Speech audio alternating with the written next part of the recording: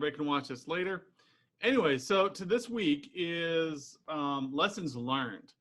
And the reason why I wanted to bring this up in the VEP community is that uh, this is a direct correlation to cash. Now, in the corporate world, we see lessons learned as a way to keep bad stuff from happening again. You know, given the scope of a corporate job, you tend to work on the same systems over and over and over again, and you want to avoid that. And so, in larger corporate sessions, we get really, really good at, or you should get really good at making problems not recur. You know, whereas in a consulting, when I'm in a consulting job, it's easy for me to fix something and then find myself back fixing it again in a year or 6 months. And you just don't get that consistency of vision just because you're not at a location all the time. And so the idea is in the consulting world, because I've lived in both worlds, is that you have to be more deliberate about lessons learned and making sure that your clients have a process for lessons learned. And what I mean by that is they know it's important to revisit problems, but they don't most likely have the personnel or time to do a lessons learned on triage. So to start off with all that context in place, I really want to give you guys an understanding. What do I mean by lessons learned? So I got my notes over here. Lessons learned is when you have an event occur, positive or negative, and you review that after the fact to determine what did you learn from this positive or negative event, and how can we do things better going forward. For instance, a server loses power. In the mind of the engineer, you're trying to think, okay, why did the server lose power? Oh, the UPS was bad. Probably need to replace the UPS. The next step on that is to ask the questions like, okay, how can we avoid the UPS going bad in the future? Well, we replace a new one. Yes, but in 4 to 5 years, that battery is going to have the same problem again. How do we make sure that doesn't happen? Oh, well, let's put on the calendar to review the battery schedules or the battery lives at our clients, and that way we can avoid this problem in the future. That's a lessons learned. So there's the triage lessons learned, then there is the long-term benefit. So when I bring up a lessons learned, it's a time in when you deliberately go into what the problem was and how to do it better, or the really positive event and how to do and maintain that event. So you happen to catch something ahead of time. That's another thing where you should do lessons learned. Wow, we caught that virus before it got too bad. How did we do that? We need to make sure we do that with more customers. So I break the lessons learned just for this group into three main points. And that is what went well, what did not go well, and any improvements or evolutions that need to occur. And so I'm going to break this down really quickly.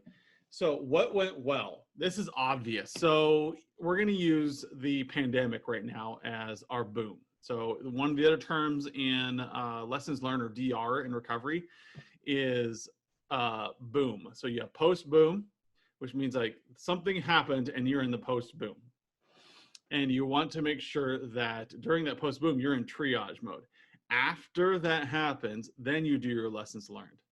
Usually what happens is a boom happens, we fix it, and then we deal with all the other booms that are going on or all the other issues. We stay in triage mode. Scheduling lessons learned, 90 days or 30 days after an event occurs. So major event happens in ConnectWise.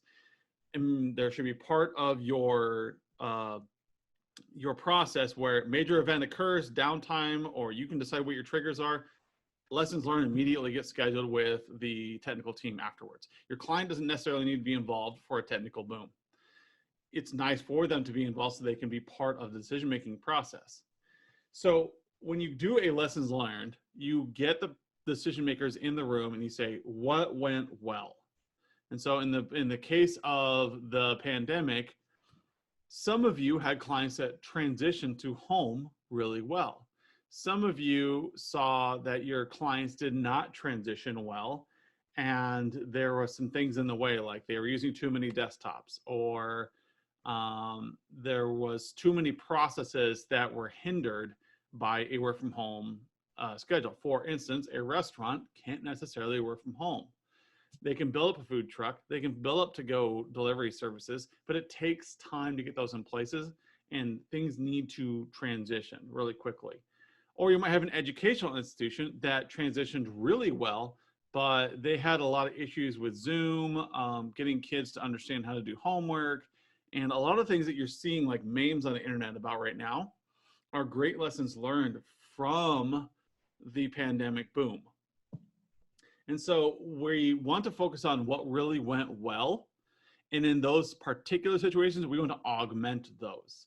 Or you need to say, do we still need these processes in place? For instance, in the school situation, what went well is teachers and the industry picked up on Zoom really quickly, and they were able to get kids back to school really fast, and they loved that. What didn't go well was kids without internet access or that did not have the same resources were not able to take advantage of that process.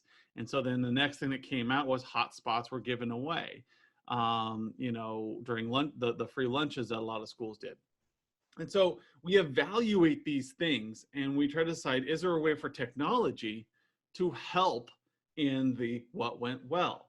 And you want to write these down in the meeting. So you're in the meeting, you're talking through this stuff. So you go, what went well? You write down all the things that went well. It should start sounding like a SWOT strategy session for those of you guys following along. Having this what went well and writing down this and any processes you can put in place is great. So in the pandemic situation, our audience is our technical people and the business owners. So they should each be having a voice. If you need to go around the table and have every person say one thing that they felt like went well, that's a great way to do a process. Go around the table. What went well? What items did we succeed at, Bob? What items did we succeed at, Cheryl? And go around the table. And then, are there any new processes people would like to see in place? You can do that now, or you can wait till the end of the meeting. It's up to you, but the important part is you do need to talk about process and design. The second thing you talk about, just like in a SWOT exercise, is we start off with positive, what went well, and we move into the negatives. What did not go well? What do we want to share? This is where it's going to be a little, you're going to see some people get on their high horses and gripe about a bunch of things. Other people are going to be really quiet. Make sure that everybody's voices are heard. What didn't you feel like went well? And so what do we want to share with the group? And it becomes this group session all of a sudden. And so hopefully, like in the educational one, we talk about, well, we have a number of kids who do not have access to internet at home, and we didn't know how to get to them. And it took us way too long to get hotspots to those kids. We need a process in the future that delivers the hotspots and it delivers those. Maybe for those high risk kids, they have built-in chips that can be turned on to allow internet access.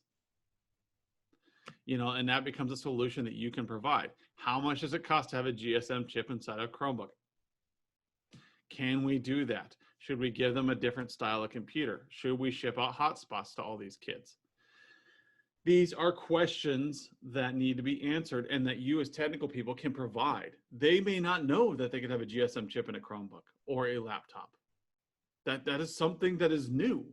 Well, now that we know that kids are taking their laptops home, for an extra, whatever it is, $20, you can have a GSM chip in a Chromebook. I don't know this I know this is the way it is for full laptops. So if anybody on the call can tell me whether or not a GSM chip can put in a Chromebook, I don't know. But that would be on your plate for the lessons learned. Look into GSM or cellular chips being inside laptops going forward.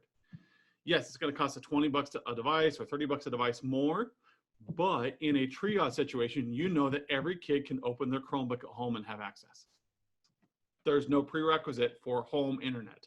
You've now taken that off of the kids' plates. The other thing that you can do, if you can do like GSM, stuff like that, you can also talk to them about doing like the Verizon VPN or putting them on a private network. There's a bunch of things that you can do now that you know there's a problem, and you can provide these solutions to your schools, to your businesses, or whoever, so that everything is simple. There are some amazing things to do with distributed workforce that even technical people don't know. One of my favorite things out there that is little known is that Verizon, if you talk to them, will set you up a private network that is owned by you with your own IP address scheme, obeying your VLAN rules, and being routed to each other in the way that you state. This is a corporate thing we use to have private networks for, say, things like distributed technologies throughout a city. It's a really useful thing because you're still on a private network, still getting private IPs, and you're communicating private with a higher level of encryption. And you can have a gateway put right on an IPsec tunnel, right on your firewall, so these devices are terminating right at your boundary. You use your own networking knowledge to determine what could you do if you had control of all those mobile devices. So that is a lessons learned. What did not go well in the education? They had a hard time getting to them. Okay, write that down. Can we improve anything? And a teacher may say in this situation, I don't know. I mean, we could send hotspots home, but the kids are just going to lose those. They're going to sell them. They're going to damage them. Their parents are not good people, and they're going to punish them for it. Whatever it is, say, okay, as a technology person, did you know that we could do this thing? No, I did not know that. Are you interested? So should we research that? Should we create a project to look into that? And say, yes, we'd love it if you would look into that. How much is it going to cost? What can we do? You now have a new project on your plate. The great news in the pandemic situation is that a lot of these kinds of things are being covered by government subsidies if you're in the United States. So for those of you running lessons learned right now, you're generating extra revenue. The next thing is that these projects get put on the plate, and maybe they don't get done this year. Maybe they get slated for next year when people know a little bit more of where they're going to land financially. You can use the MSPL tool to make sure that these are in place, that you have this on the schedule in the project roadmap, review the mobile device strategy. And it gets put on for 2021. So when you're doing your 2021 review, you can say, hey, last year we had a problem during the pandemic that you could not reach your kids, or your kids could not have internet access at home. Here's one of the projects we identified to solve that problem. Are you in a place where we can do this? We know it's going to cost about $15,000 to get everything in place. Do you have a donor? Do you have somebody who can cover that cost? I say, yes, we do. Fantastic. But if you don't do a lessons learned, that project never hit your schedule, and you're not able to ask them when they're in a better place, would you like this done? Think in your head, there's a number of people on this call, think in your head back of all the disasters you've been through, all the triage you've been through. How many times did you come up with a project that you forgot about? And like, oh yeah, we talked about that a couple of years ago, but we never really followed up on it. I'm a technology person, I get it. Like, I have uttered those words like, oh crap, I forgot about that. We got busy and we just never got back to it. Lessons learned is here to keep that from happening. It's more than just project management. It is a way to keep these projects in front of your clients. So if you use a Trello board like I do, this gets put on the backlog. It doesn't get put into a sprint cycle. It doesn't even get put into a quarterly cycle. It just gets put on the backlogs for you to review at least once a year. Hey, of all the projects we have talked about in the past, of our lessons learned, which of them do we want to take on this year? Hey, it just so happens that GSM chip might solve a bunch of problems that we've been having over the years, and it's probably worth investing the $15,000 now. This is the power of lessons learned. It will generate projects. I've worked in enough corporations that every lessons learned will result in a project, no matter how small it is. Even if it's, Bob's keyboard stopped working last. Sorry to pick on you, Bob. Bob's keyboard stopped working last week. Why did it stop working? Why didn't we get ahead of that? Why didn't we swap out his keyboard? Well, he spilled Diet Coke on it. Oh, maybe we need to put more keyboard protectors on. If this happens enough, let's make sure we're tracking it. Maybe Bob just doesn't need a keyboard anymore. Maybe he's a waterproof one. I don't know. Anyways, the idea is that you're at least identifying and making sure that there's a way to triage long term. This gets you out of break fix mode, the very last step. So the first step is what went well. The second step is what did not go well. The third thing, and this is what gets you out of triage mode. If you hate triage mode at your business, if you hate going through and going, oh my gosh, we got to get out of triage mode. We got to get into more proactive mode. Number 3, improvements and evolutions. You now know what went well. You know what went poorly. What are the top things that you can do to improve the business? That doesn't mean you're going to do it today. It doesn't mean you have time to fix it today. It just means you're going to get it on a list. And in MSPL, you'll put this on the project list so that you can review it every year. If you're a Kanban person like me, you'll put it in your Kanban as a backlog person or as an issues column item, and you will revisit this. It never loses focus. And over time, you're organizing these into groups so that you see like, oh, you know, this is the 50th time somebody's keyboard has been destroyed by Diet Coke. Okay, maybe we need to start those protectors now. Maybe now it's worth doing that project. Or we have done a DR on the pandemic. Well, this isn't the first time. We had that blizzard last winter. We had that fire next door the year before. And then 3 years ago, we had that other event. And you go down the list like, it would be worth it to invest $15,000 into this technology because it would have mitigated downtime from those other exercises, or those other events, those other booms. We want to make sure that we're putting those improvements and evolutions in place. What can avoid this in the future? And is there a way to repair the damage that was done? Sometimes in the middle of what went well, we made some decisions that were great at the time, but are bad now. For instance, I know in our school system, I'm keeping use of this, they sent all their Chromebooks home. And just because there was no safe way to collect all the Chromebooks from all the students. Okay, anybody want to tell me what the fail rate's going to be on these Chromebooks? I am super interested in these Chromebooks and how many of them are going to come back shattered, stepped on, spilled, lost. Keep going. I am interested. And so they're going to come back and say, okay, in the future, what do we do? At the time, we made the decisions that we made. And it changes it from something that went well to something that probably did not go well. And in the future, we need to find a better way to do this. And maybe it's now we need to have drop-off locations for Chromebooks in the future, like libraries do, a drop-in slot or something. These are questions and answers that we can deal with at a later time. Right now, we don't have time for them, but getting them in that step 3 on the evolutions, mitigations, and repair, we can do that. The last part of evolutions and improvements that I really think people should be focused on is kudos. You just went through a shitstorm. Give people kudos for, hey, you know what? You did a great job. Give them some kind of recognition for doing well. In the IT industry, we have not been recognized at all for going through this whole scenario. We've seen small businesses recognized. We've seen school teachers recognized. But in IT, this is kind of what we do.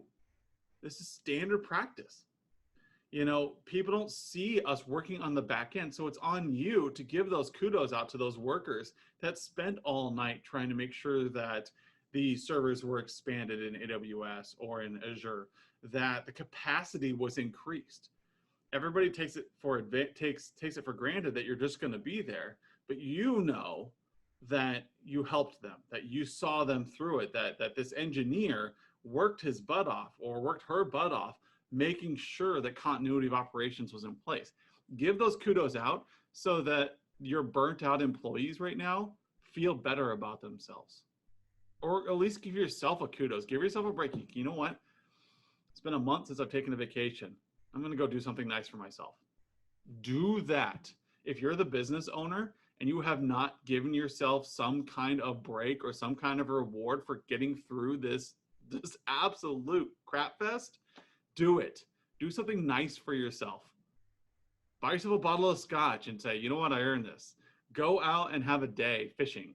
It doesn't matter. Go out and have something that rewards you and helps you to understand that, yes, this sucked, but at least I get something now.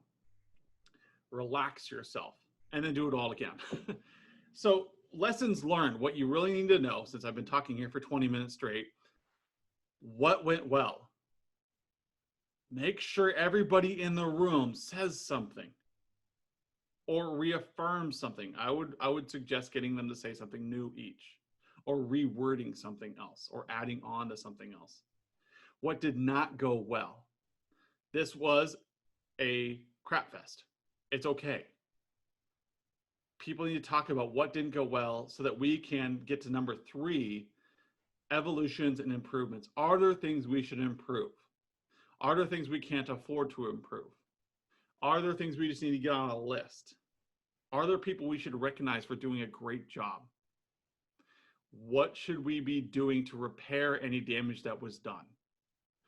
This is how a lessons learned works. The money that comes out of a lessons learned is because you are identifying improvements for the future. It may not be something you can do today, but getting it on the schedule so that during your annual review process, the humanized process, when you're doing the annual review process, you're reviewing those lessons learned from the previous year. What can we take on this year? Because by this time next year, everybody's going to have forgotten about this. It's weird how quick our memories are. We'll have established a new norm and we'll be going through it. Let's get this in front of ourselves. Hey, remember that time when everything sucked last year? Let's avoid that happening again. Hey, remember that opportunity we came up with last year? Let's make sure that this is something that we can do in the future. We're probably going to cover all this in a podcast as well, just for those of you listening to the podcast. And it's just such an important topic. This is how you get out of triage mode. One of the number one things that I get asked about as a coach is for people to say, how do I get out of triage mode? I'm tired of just break fix. I'm tired of getting into this mode where I'm always responding. I want to be proactive. If you want, I will help you through this. I have done this in multi-million-dollar organizations, multi-billion-dollar organizations. This is something I know how to do. I have successfully led teams through, and we can get out of triage mode. It is possible. And it just requires being deliberate and getting these lessons learned to be a core part of your triage process. Doing that will get you to the next step. It will relax you and it will help your clients know that you care. And with that, I'm going to wrap up for today and just say, get these scheduled. And the way you schedule them is just tell your clients, hey, we're starting to see the economy open back up. We would love to do a lessons learned meeting with you over the phone or via Zoom, where we talk through what happened and what can we do better and what happened, what went well. Sorry, that's why I have a list over here. What went well, what didn't go well, and how can we improve? It may not be something we do today, but I want to make a list of things that we need to improve to make sure that next time something like this happens, whether it be a blizzard, an earthquake, a tornado, act of God of any kind, that we are ready for it and that you are maintaining business continuity. If you need any help setting up this stuff, any help designing out these meetings, you guys are HIT members. Just set up a time on my calendar at adam@virtualc.biz, or you can go on my Calendly and grab the time. I'm always here. I'm always ready to help. And this is one of the topics that I feel most passionately about. So until I see you online, we'll see you later.